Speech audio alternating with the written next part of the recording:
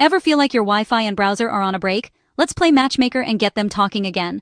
First, the classic move, restart everything. Unplug your modem and router, wait 30 seconds, plug them back in, then reboot your computer. Sometimes tech just needs a nap.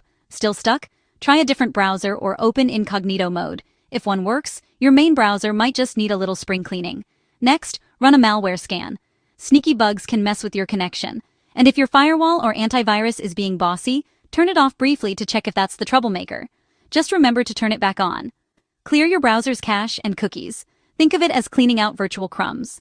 Still not loading? Disable all extensions, then turn each back on one at a time. On Windows, try the built-in network troubleshooter or flush your DNS. On Mac, renew your DHCP lease in network settings. And don't forget, changing your DNS to Google's public ones, 8.8.8.8 and 8.8.4.4, can be a game changer. Follow these steps and you'll be back online in no time.